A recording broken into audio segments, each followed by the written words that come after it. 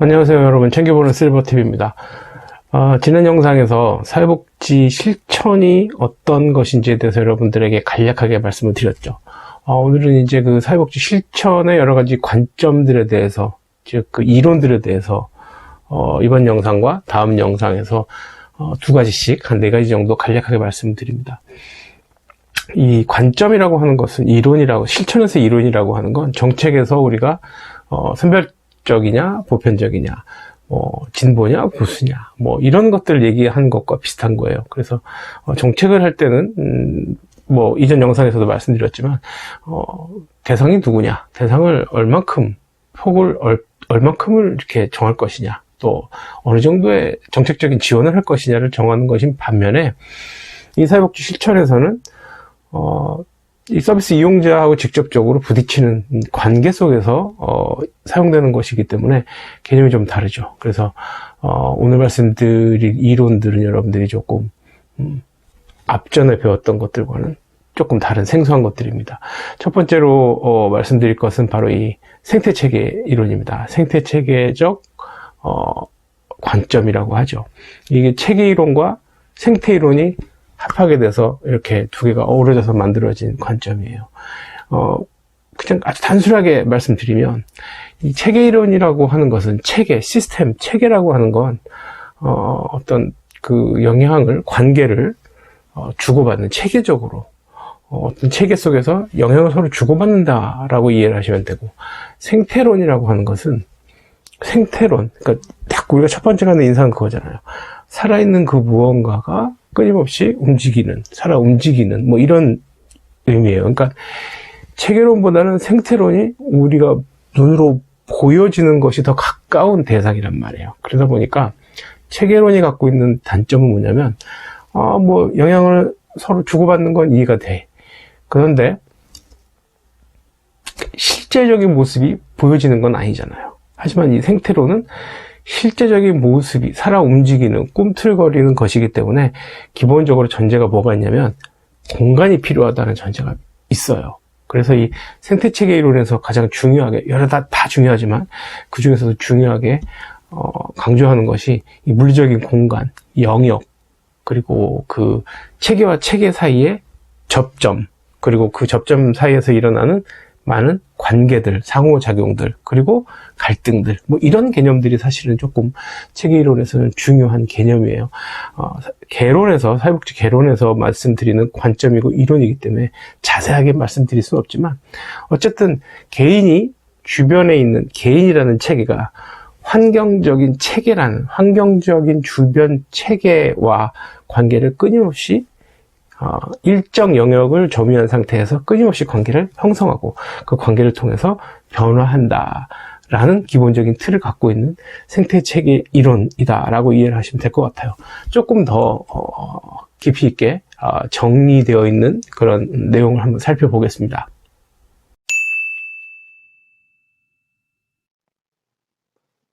생태체계적 관점은 어떤 유기체와 그를 둘러싼 환경 요소들이 서로 영향을 주고받으며 역동적인 평형상태를 유지하면서 성장하는 과정을 설명하는 개념적 틀입니다.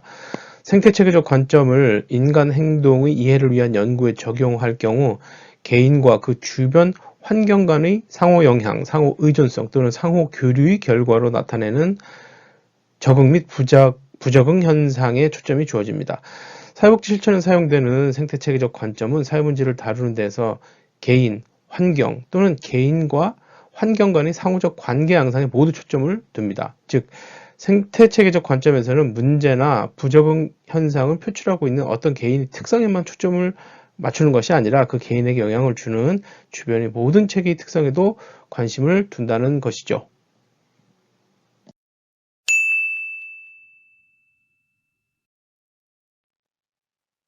그러니까 이 생태체계적 사고는 A와 B 사이에 시간을 두고 지속되는 순환적 교환에 관심을 둡니다. 즉 A가 B의 변화에 영향을 주고 B의 변화는 다시 또 A의 변화에 영향을 주고 이 변화는 다시 B에 영향을 주어서 B를 변하게 한다는 것이죠. 그러니까 이런 식으로 영향을 통해서 변화를 이렇게 꾀하게 되는 것이죠. 이러한 과정은 생태체계적 관점의 주요 개념들인 교류, 상호 의존성, 상호성 및 적응이라는 용어로 표현이 됩니다. 잘 확인하셨죠? 네, 말씀드린 바와 같이 생태체계 이론에서 중요한 건 적응이에요. 그러니까 이 서비스 이용자가 얼마큼 적응을 잘 하느냐에 따라서 그 상호작용, 관계, 환경과 주고받는 그 영향들이 긍정적이냐, 부정적인 결과로 나타날 수 있느냐가 결정되는 것이에요. 그래서 그러한 부분에 우리가 초점을 맞춰서 서비스 이용자를 대할 때 그 환경적인 요소들, 속성들, 또 개인이 갖고 있는 속성들을 잘 우리가 사회복지사로서 이해해야 된다는 점을 꼭 기억하시기 바랍니다. 두 번째 말씀드린 이론은 강점, 관점이에요.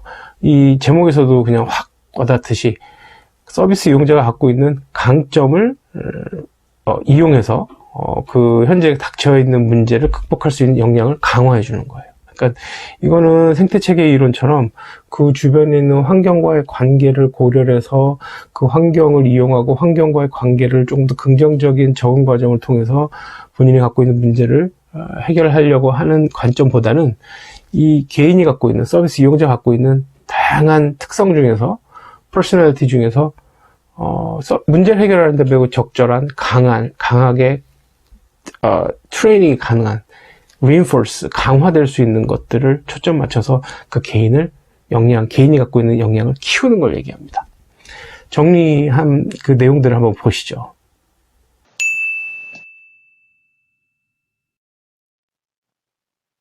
강점, 관점은 모든 사람은 강점을 가지고 있다는 인식에서 출발하며 사회복지사가 서비스 이용자를 돕는 과정에서 서비스 이용자의 문제와 병리 현상보다는 그가 갖고 있는 혹은 그녀가 갖고 있는 다양한 강점에 초점을 두고 그를 이용하고 또 그를 통해서 활동하는 것이 효과적이라고 보는 관점입니다.